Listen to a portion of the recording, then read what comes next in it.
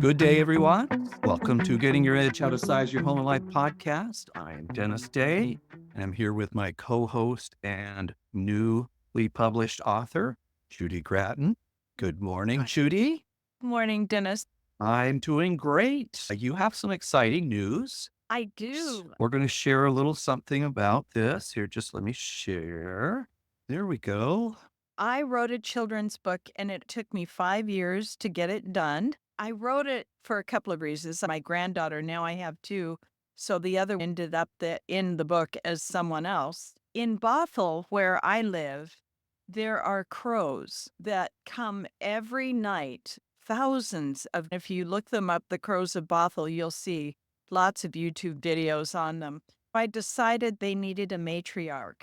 Clarice Crowan, pun on crone, old lady, is the matriarch of the Bothell Crow clan. They don't like being called a murder. So it's a Crow clan. I'm very excited because I'm thrilled at how many people have actually bought the book, and I get to go to the Crow Festival today and read the book. This is my new book. You'll find it on Amazon. Thanks. Congratulations. Thank you. Today, we're really excited because we have a special guest. Her name is Elizabeth Clark Stearns. She's a counselor, therapist, and author from the North Seattle area. She's here to discuss a part of downsizing, which is really difficult to comprehend for this podcast is not just for those who are thinking about downsizing, have family who are downsizing, and how difficult it can be from that family home that you've been in for years. So let's get started. Elizabeth Clark Stearns, please introduce yourself and tell us who you are and what you do. Hello, I am attempting to retire as a psychotherapist. I've been in private practice for 25 years. And prior to that, I did social work with children and families through the foster care system, which is, you really learn a lot about how important place being with is when you have to remove a child from a home.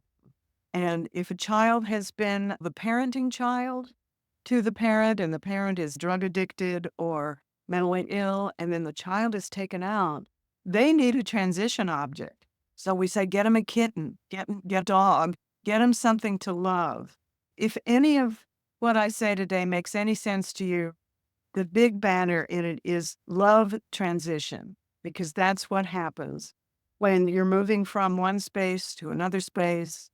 When someone dies, it's really the same process. And the transition to a new way of life takes us all through the same corridors. In my private practice, I work with individuals, couples, families, children. I'm getting a kitten today. So I recently took all of the little figures in my sand tray box, which I used to use for children to act out the story of their lives, and I put it on the floor to use as a cat. I'm looking forward to my aging process. I'm almost 76. I'll be 76 on Thanksgiving.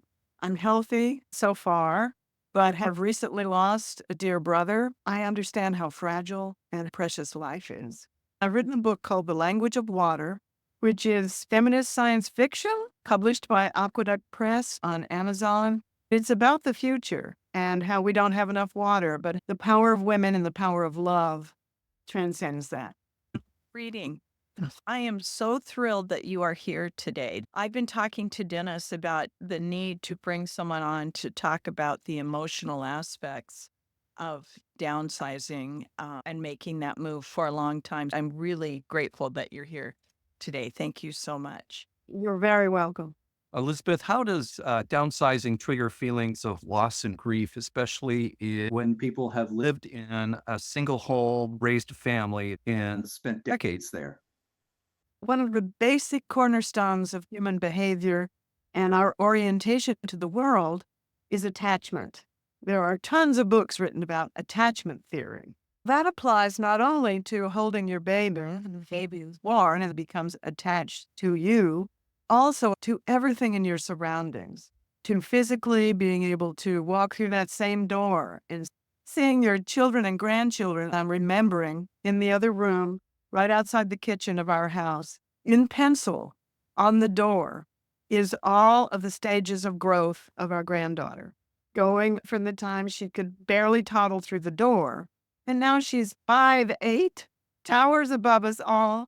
She says, I'm the tallest woman in the family, Nana. And so she is. When I think of leaving this home, the first thing I want to do is grab my hammer and take it off the door and take it with me because it's so sacred and precious. There are little corners of every place in a home that represent life lived and hopefully life lived joyously. The idea of pulling up stakes, donating, giving away possessions and cornerstones of your life is a deep loss. People experience it the same way they experience a death of a loved one. Some people are more sensitive than others. Some are more pragmatic. The ones who really are in touch with their feelings get it. They know how profound this is. So that's what I would say, first of all, is that pulling up stakes like that is a deeply emotional experience for almost everyone. I can speak from experience of having worked with multiple people who've gone through this. The most difficult thing about working with them, helping them through that transition, in some cases, incredibly stressful. Had one client tell me, she said, I am part of the dirt. Oh, beautiful. It is beautiful, except that it's very difficult. You can't take the dirt with you. They built that home back in the 70s and they've been there ever since. The transition is just very difficult. What are some of the common emotional hurdles people should be prepared to face? I think one of the many ones is resistance. That comes up again and again. Do I really need to do this? We've got a 3-story house and now I'm in a wheelchair. Do I really need to do this? We can put it in an elevator.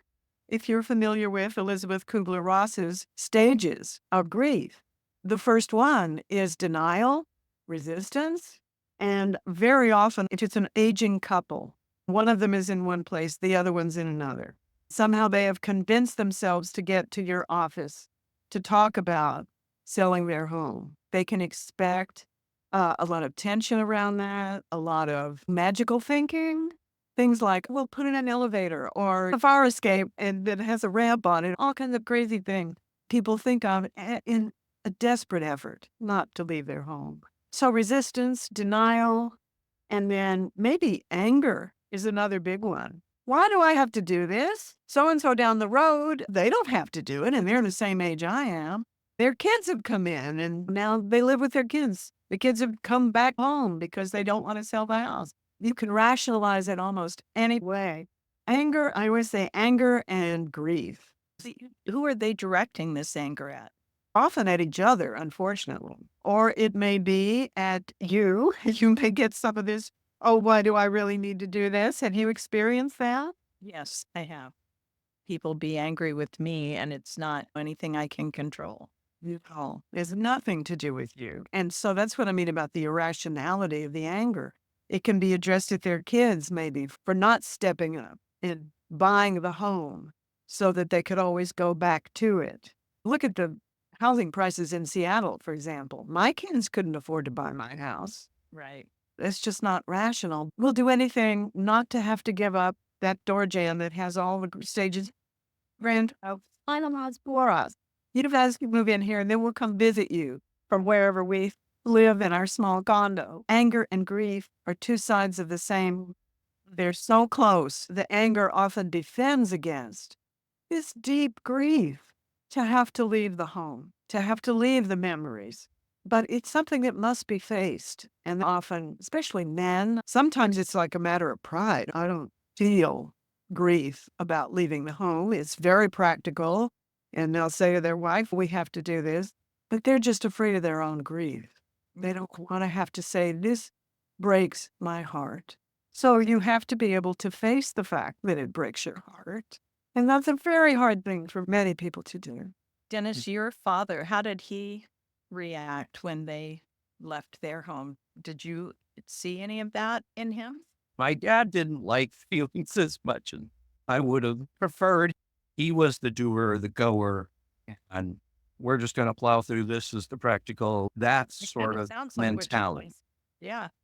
So my mom was a little more attached, particularly when they had lived 10 years at a really small, tight knit community and done the potlucks there and all this, that she was going to really miss out on this social life when they moved. But my dad was more like, this has to be done. Let's get busy. Well, that's another very important point, Dennis, is community.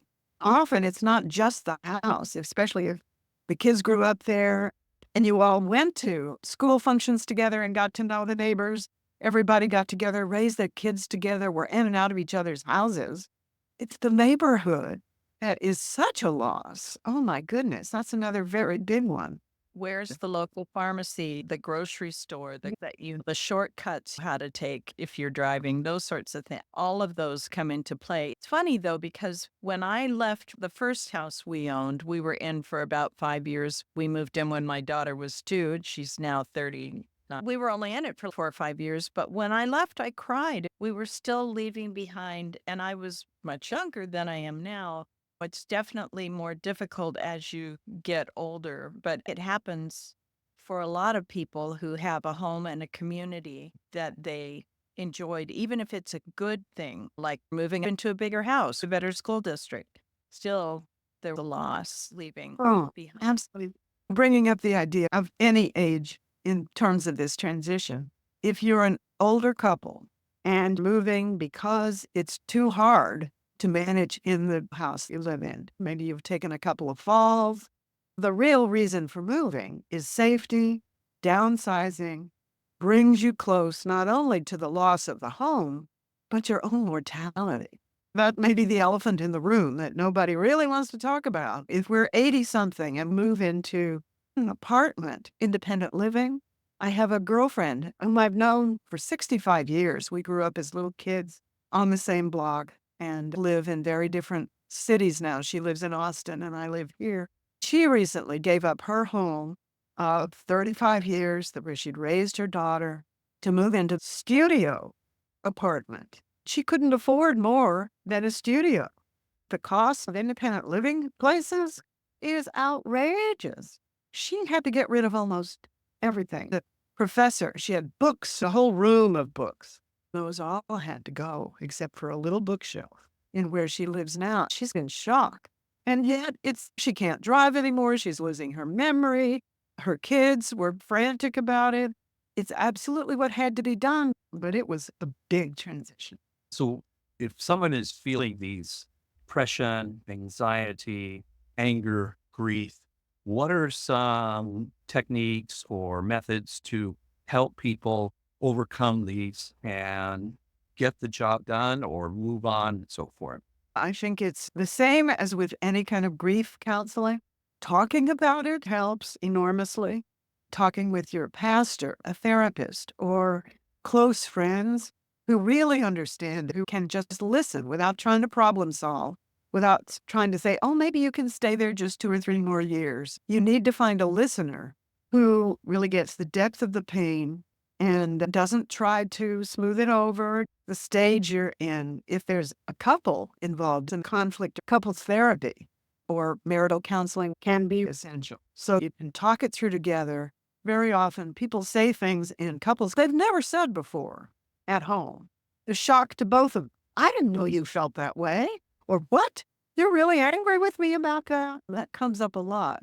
And to acknowledge that this kind of transition requires that kind of sometimes professional help fully as much as, say, the death of your parents or the death of a child or something that we think of as, oh, of course, you'd go into a support group. I don't know that there exists support groups for people going into downsizing housing. Be an excellent thing to have, wouldn't that, Dennis? But Yes, we should. when you talk about the listeners, Dennis can attest to this. We spend a lot of time doing that Oh, people are like therapists. from the standpoint of being similar in age. I can relate. I tell them I'm going through the same thing because we have a 2-story house on a lot that's too big, and I don't want to do all the things required. One of the things that is difficult is that you watch homes where people cannot take care of them but refuse to leave, and Oh, the homes begin to deteriorate. Then when they don't have a choice anymore or they're gone, you're left with something that is not as much value as it could have been had it been maintained. The paint's peeling off the house. The yard is so overgrown you can't see the front door. It just goes on and on. And it's really not their fault, other than the fact that they could have maybe moved earlier and avoided that. That's another very critical point because the house has a life of its own. The home you've lived in for so long, it is a living organism. The paint on the walls, the roofs you put in 5 years ago, doors, all the stages of growth of your grandchild. Don't you want to maintain it and care for it so it passed on to another generation? And a lot of times when the decision is finally made to make the move, they've seen what their neighbors' homes have sold for. They have this expectation that their home is going to be the same. The problem is that they need a new roof. The furnace is 25 years old and the electrical box not up to code anymore. Every one of those subtracts value from what the home could sell for. And it's hard for people to wrap their heads around because that money is what they're going to live on most likely. It's our American way, at least Since post-World War II, is that you buy the home, live in it, sell, take the equity, and then that's what you live on in retirement. This has been effective for many people, people because home values have skyrocketed, allowing them to lead with a significant amount of money to be in a retirement community or move to a smaller place. And without that equity, they're really limited on what they can do. And in my case, my mother's 93. She's run out of that money. It can only last so long. And now we're trying to get her on Medicaid so that she continues to be able to stay in the same place. But if you let your home go, you're reducing the amount of money you have in that end of life cycle. This brings up the practical aspect of all of this because there's the emotional and the attachment, and then there's the pragmatics of it. Years ago, when I was trying to make a difficult decision, someone said, just take a legal pad and draw a line down the middle and put pro and con. In this case, you might put practical on one side and attachment or emotional or love on the other so that you can list all these things you're talking about. Yeah, that was my next question is how do you help people differentiate between their emotional attachments to things and what's practical, what has to be done no matter what? You can't keep all those books that you can hold. Exactly what you just said. On the reality side would be, for example, in my friend's case, she's too distracted to drive. It's dangerous to drive. She keeps falling. Her short-term memory is horrible. She forgets things. When I visit her, I end up saying, well, you put that in the freezer and it really belongs in the stove. She just can't manage the day-to-day. Those would actually be on the practical side. On the So you let's can- face reality side, and the cost. She lives in Austin, so she just sold this huge home for $400,000. That home in almost any neighborhood in Seattle would go for over $1 million. You have across the country different realities of pricing. How long is that money going to last? Then you have all those books, cherished memories, the canopy bed still in the little child's room, even though her daughter's in her 30s. You have all the attachment things. And to be able not to demonize your feelings. I think that's so important to be able to say, it matters. It matters to me. And it's about love. It's about the great love that I had for my daughter that I still have the canopy bed in there because I love going in there. Just look at it and to remember it. And at the same time, it's a both and, which I think is actually really a marker of aging, is to be able to face the paradox. Almost everything as we get older, it's not either or. It's not I'll stay in my home until I drop dead or I just leave everything and grieve for the rest of my life. Neither one of those are good alternatives. The alternative is to face both and say, yes, it's going to hurt, heck, but I'm going to leave it. Well, one idea I had was to take pictures of things in the house. You could even make an album.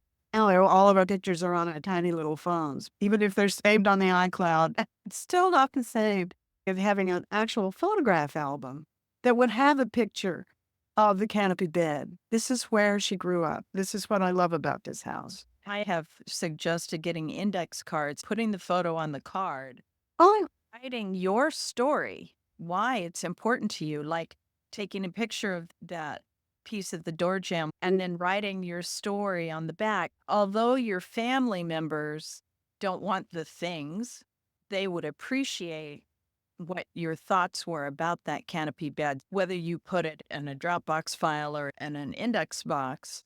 In the box, you can pick it up, look at it, and read your story and remember the importance of it, which I've suggested to clients. I've even given clients boxes.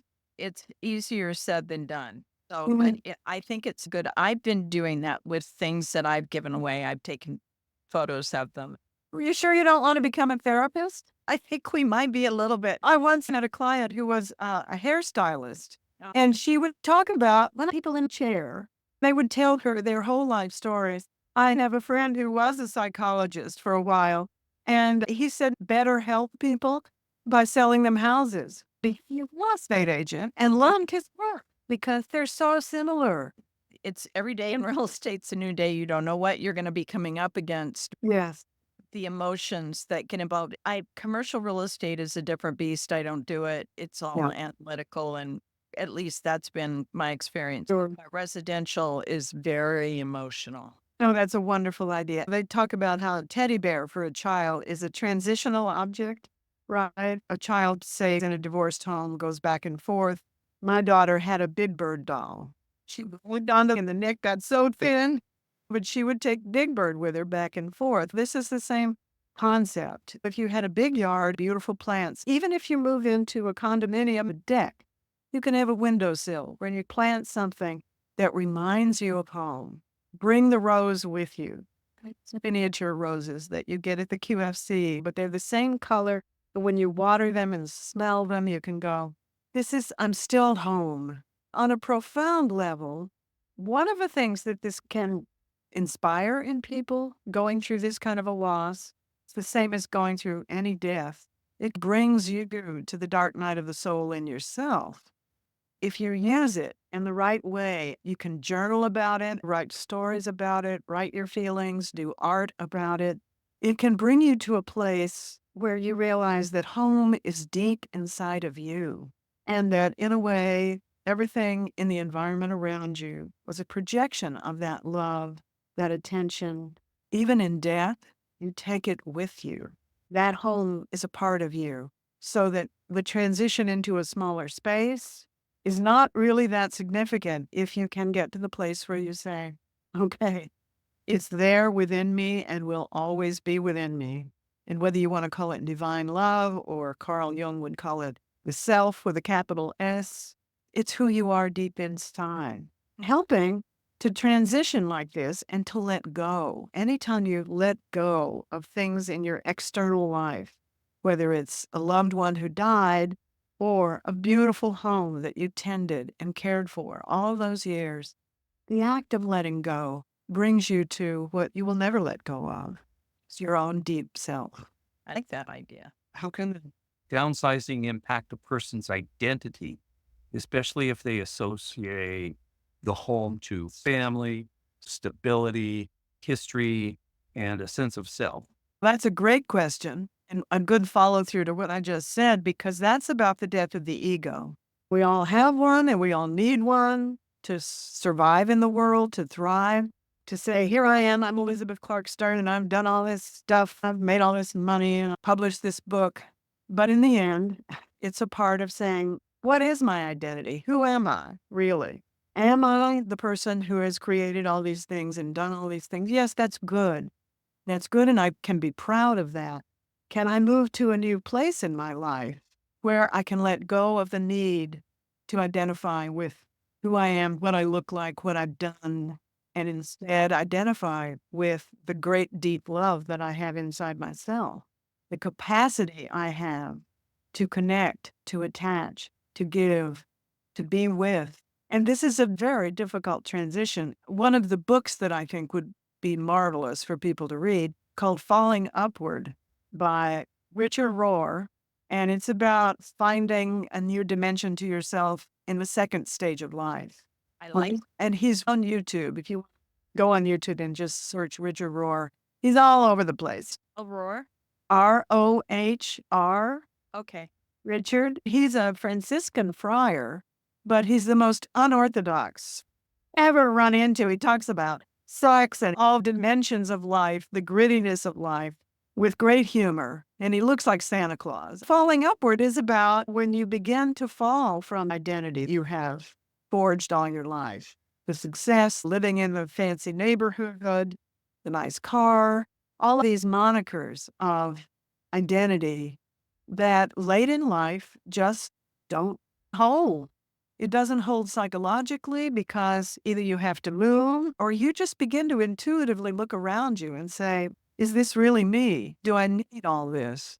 It doesn't mean that making money is bad. It doesn't mean that living in a beautiful home or a rich home is bad at all. You take all that with you, but you begin to transition into a place where identity is based on connection, relationship, the moment of your life now, precisely because you don't have that many years left. If you're looking at 76, maybe I have another decade, who knows, another year, who knows. But it brings into focus the very preciousness of your experience of life and your own journey away from an identity that's based on anything exterior. That's very, I had never thought of that before like that. But I got to tell you, and it's also so freeing. But I don't think people, it's been my experience that if I don't have this thing, this cup, this whatever it is, I'm going to be lost. Most people don't spend their lifetime looking inside. They're looking outside. That transition from one to the other, if you haven't done it, it's got to be difficult. It's very difficult. But it's like people who have nightmares, for example. I do a lot of work with dreams because the dreams are an incredible landscape for understanding where you are in life.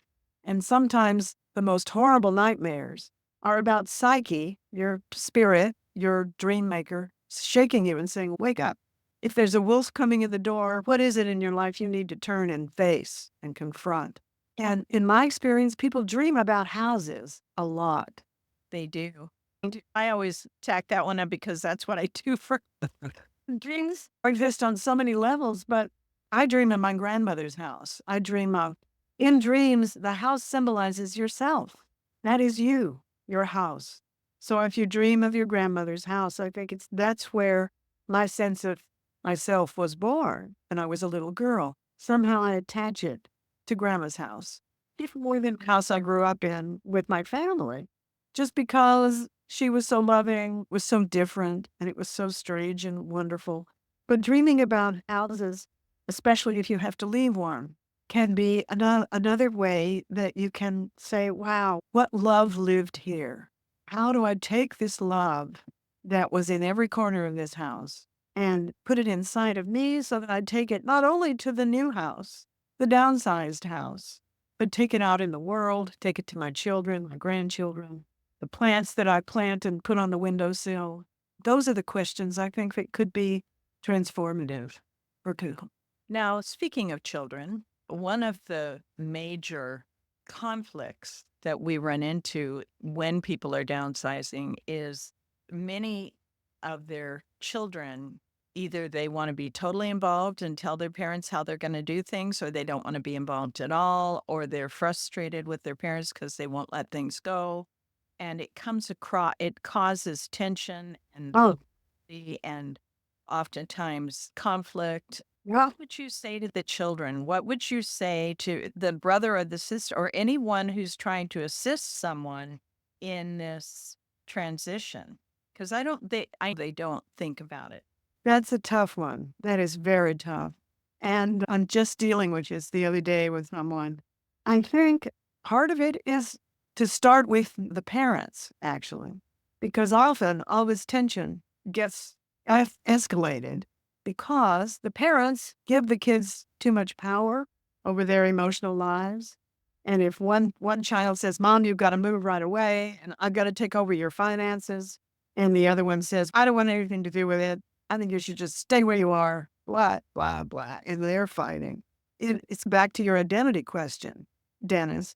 It's as an aging person, do you own your own value and say, okay, this is very hard for me, attached to the house. I don't think you need to take over the finances. If I need somebody to help me with finances, I'll call Charles Schwab. Thank you very much. It's the parent being able to not be railroaded by their kids and to not put up with that kind of conflict.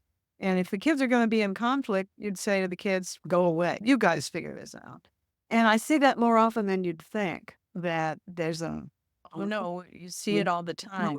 I yeah, had a very dear friend, and she had been raised during World War II. She was a hoarder, and my first experience with her is she had asked me to help her clean out a room. The end of cleaning out the room, she was so mad at me because I would pick up like a piece of ribbon this big and go to throw it away, and she would say, "I can use that." When I left, I'm like, "I will never do that again." I have no idea. I know when she passed, her kids just went in and threw everything into dumpsters. oh, sure. Rightfully, Oh, how sad. house was bad. That they had a lot of anger at her because they wanted to come in and clean it up, and she did not want them to come in and clean it up. I don't know what she thought would happen if I came in and helped her with one room, but it was, ooh, the tension around that is terrible. And hoarding is a mental illness. I mean, Yes. it's something that, as you say, goes back to the anxiety and the loss in World War II. So I need to hold on to everything. And when I worked in the foster care system, kids would put old pizza crust under their bed. They would hoard food in fear of starvation if they had been locked in a room or something. So there's no way that children or, God forbid, a real estate agent can intervene with that kind of incredible anxiety and acting out of anxiety. But, and if you're talking just to the children, because that was your question, again, I would stress that you need to say to them, in the end, this is your folks' decision. And I understand your anxiety, but your conflict is making it worse. You two have got to either work together or just let one of them take over and the other one go to Madagascar or get out of the picture. And I think that I would love to make them aware because they're in a period of their life where they're not doing this. And Yeah. they don't see how this change, like you said, it's about mortality too. You're getting to a place where the things to look forward to are a little bit spooky. They're not, I'm going off to college, I'm getting my first house, I'm getting married, I'm having children. And then suddenly it's, oh, now what? And they don't see that. And I think I would love to, if anyone is listening to this because of their family downsizing, please take it into consideration that it's really important to be supportive. And I had someone tell me a long time ago that if they're picking up the cup, they'll start telling you the story around the cup, let them tell you the story. Oh, yes. And it's easier for them to pack it or give it away. So rather than rushing them and getting it all out of the house and being done, in this particular transition, it's much more important to, I think, give the people the grace to work through those items, Have whatever it is. Yeah. Yeah, it's back to the attachment. How significant and how strong that attachment is to the cup. Yes. To whatever it is. Tools. Oh, I've done this a lot. It's downtown, and I'm not giving up that. Not giving it up. Yeah. So it is just that simple. It's that simple and it's that deep and it's that complex and it's that hard. But but see, the kids are coming from a different place. They don't know what this feeling is because they've never experienced that feeling of their 80-year-old mother, and they have their own agenda. I've got to get her into a safe place. I got to get her into a place she can afford. Um, And I'm this busy. house is crumbling. And I'm busy, and I got to get this done fast. And I was guilty of that. I just did not understand the feelings of attachment my mom had to certain things. It's like, where's this coming from? Now I know. And if you're 40 and you have a busy life with kids, etc., you can't understand somebody who is feeling the grief and loss of that move because you haven't experienced it. Absolutely. And there's no real way to open their eyes to that either. I think that's why I think it's important for the parents at some point to just set limits on it and say, look, you guys don't understand this, and I'm not going to explain it to you one more time. Which That takes communication. And I think when you hit that conflict and the anger, the communication goes out the window. Now we're absolutely. just yelling at each other. Wow. And sometimes it takes a lot of strength on the part of the parent to stand up and say that from people who didn't have that strength to begin with. It's difficult. This is such an emotional issue. That's why I said I'm so grateful that you're here. Wow. Dennis is a story. I don't know if he ever told you, it's one of my favorites about his mom's pie plate. What- Can you go Yeah. over that again? Sure, we're moving her from independent living to assisted living. You can't have a stove in assisted living. You can have a microwave, but you can't have a stove or oven for safety out there. It's a rule. And she was holding on to these pans. They were dollar pie pans, glass, that you could get at Fred Meyer. And said it was so hard. Didn't understand. I do now. I probably get it. That this was not just giving them a couple of glass pie pans. It was giving up the lemon meringue pie she made for my father at his birthday, or the pie, the strawberry rhubarb pie that came after picking strawberries out in the field, or the Christmas pumpkin pie. She was giving all that up. And she hadn't done any pie for years and years and years. But we did marry. It was tough. And it was hard to understand because I was not in her place. And that I Yeah, think right. that is a perfect example of what we're talking about here. Did you let her take the pans with her? I such obedience. You're not She did give them up, and yeah, it was. I made things like, okay, mom, you can come over to my house and make pie or something. But no, I'm sorry. I don't know if I was just mean or obstinate, but you can't take them. You can't. You don't have room. She's going from 600 square feet, 2-bedroom place, to under 300. And she won't be able to use them. So I feel bad about that too. I'm impressed with how much you've grown and that you now say, now I get it. Now I am. And here's an example. I was talking about my friend who recently moved, who had the daughter with the canopy band. She took a baby dish that was what her daughter ate out of, and she brought it to the new place, but she put dirt in it and planted nasturtiums in it and put it in the windowsill. If there's a way that the pie pans, for example, could have been repurposed, you have dirt from the old house put into, you sprinkle it with little seeds or something. That's a way that can have a magical, almost alchemical transitional aspect to what you're doing. Is there a way to help adult children who have an agenda, who are busy, who don't have the emotional feelings, to help them understand what their parent is going through? I would recommend family counseling. I would say, look, you guys don't get it, and I'm a real estate agent, and you need professional. Adopt. I'm sure I'd say that, but Let's clock in that job if we tell them they find somebody else. Well, seriously, because you can try to give them the pie pan story. I think that's a great example of trying to help them understand how profound this is for their parents and how their resistance and their practicality. Show them the two columns. Okay, here's all the practical stuff, and here's what mom is going through. She's going through grief and loss and anger and bargaining and all of the Kubler-Ross stages of grief. That's where mom is. You can really help by explaining what we're talking about today. And if they still get resistant, say maybe your pastor or a family counselor, someone who can help you really see it from your parents' point of view, and how understanding that will make it easier for everybody because nobody needs all this conflict. Yeah. the No. kids begin to look at the parents as fragile, as children, and that they have to take care of. And Yeah. at one point, my daughter started referring to my husband and I as her little parents. I can show you how little I am here, and don't do that. And I see that a lot. I mean, parents and children, especially as parents get older. Well, and they're not wrong. That's the kids are not wrong to look at the parents and we are getting more fragile as we get older. And we do have falls and we do have lapses of memory and we do screw up on the technology because we've never understood it in the first place. But I think, again, just encouraging empathy.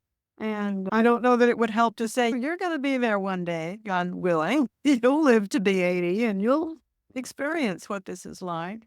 That probably wouldn't help. But No, because they won't get into their heads. here, and what you guys have to deal with is the reality of how hard all this is. And it all falls to you to try to enlighten people. We've talked a lot about this in previous shows that planning ahead, having if you're a senior, talking with your family about what you want before it has to happen. In my case, and in so many cases, all this happens at a crisis point when mom falls and has to move, or the house is so bad they can't get around. And instead of reacting that you have a plan and then the person who has to move has some sense of control. Tough to do because I don't know, maybe it's America, maybe it's just human nature. We don't plan ahead as much. We're not proactive, we're reactive. I think that's very critical, very important point. My husband's brother, who's only 3 years older than him, died a few months ago, just suddenly, just had a heart attack and went.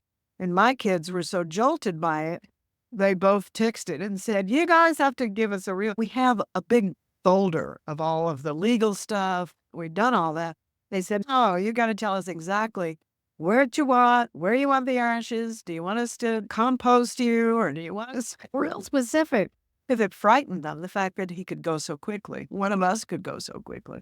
So we did. We said, look, we want a park bench and above the bluff at Richmond Beach. And at night, secretly mix our ashes together and put them in the bushes there. Good for them, though. That's really a healthy way to live your life. Yeah. To look ahead. Absolutely. Are there any therapeutic approaches and techniques that you can help clients process their feelings of loss while preparing them emotionally for a new home? Oh, boy. Oh, it's so wonderful that you ended that sentence with new home, because I think part of it is understanding that this new home is something you can imbue with new vision, new dreams, color.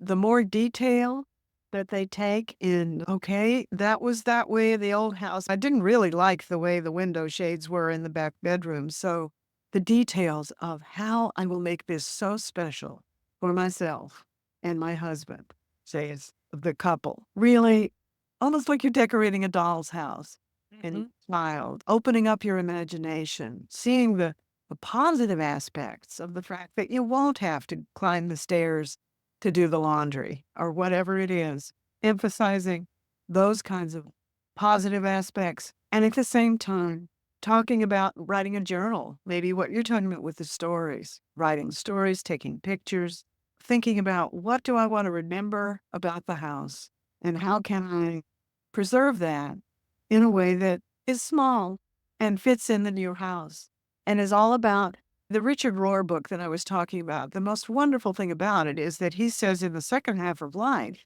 you really are free of the things you talked about, Dennis, about when you're in your 40s and you're working 2 jobs and you're raising kids.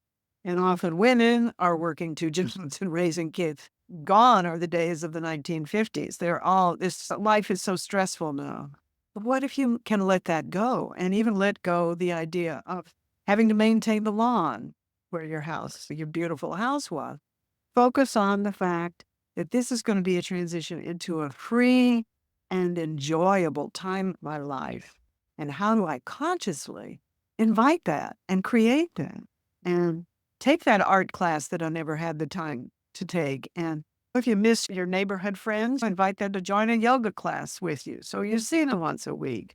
But just be very intentional about how you can bring value and love and joy into your life.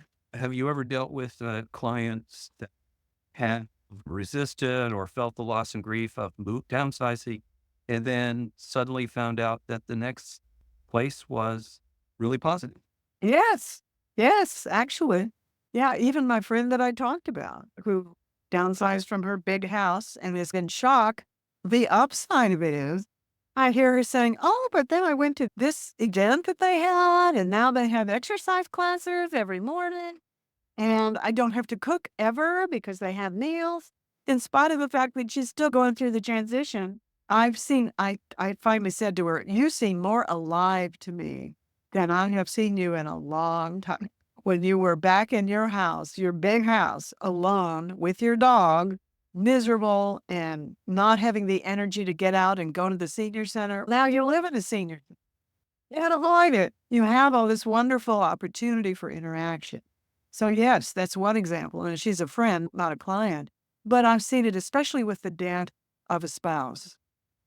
If a spouse dies and then, say, the wife is now got to downsize, needs the resources financially, there's also a joy in that, a joy in joining with a community. I knew someone who moved to a place called Sungaya. We call it Sangaya. You know Sungaya. Friend who lives in Sangha. Oh, talk about it. Tons of people about it. Yeah, it's a Yeah. great place. If you can get, it's very they have very limited housing there, so it's hard to get in. It is, but the person I know who moved into Sungaya is what do they call it? A not intentional community. There's a word, whole housing. Is that It it? is. Yeah, but I believe it is an intentional community too. Yeah. I've watched that place develop for decades now. They do. It's a very interesting place. Thoughtful. And the person I know, again, is in a studio apartment. Her bed is in her living room. She has a little kitchen. I might know the same person. That's very possible. But in Sungaya, they have a fabulous garden. They grow a lot of their own food. They have a Arabin. oh, yes. Yeah, they've got a kiln for, yeah, they've got all kinds of things. And they have, as I understand it, they host local political client pamphlets and have all kinds of fundraisers and join and bring the community in. And again, that person is not lonely anymore, ever. So yes, Dennis, I've seen many positive outcomes. So, is living as a widow or even as a couple, not speaking to each other because you've said everything, is loneliness a real severe problem right now? Oh, it's an epidemic. I think it's absolutely an epidemic. And I think there are all these articles and in the New York Times and all these other places and statistics, and it's a terrible problem. COVID did not help that. Oh, the pandemic.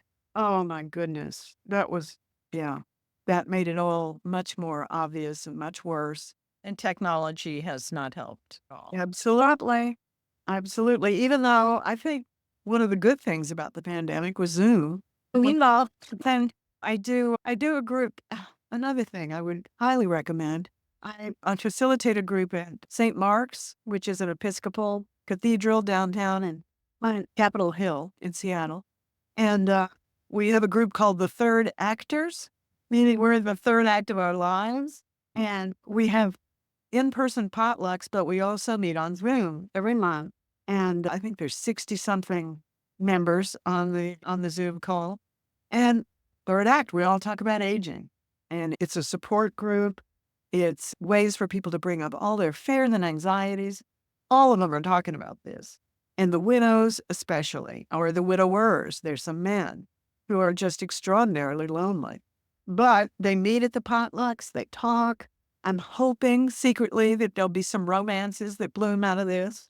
But Is this the new group? People, or do they have to be members of St. Mark's? I don't think they have to be members. And I know one person who's a member of a different church. How would they find information on this? Just go on the St. Mark's website, or they could email me at ecstern@yahoo.com because I'm a facilitator. Okay. And I'll put them on the email list and invite them in.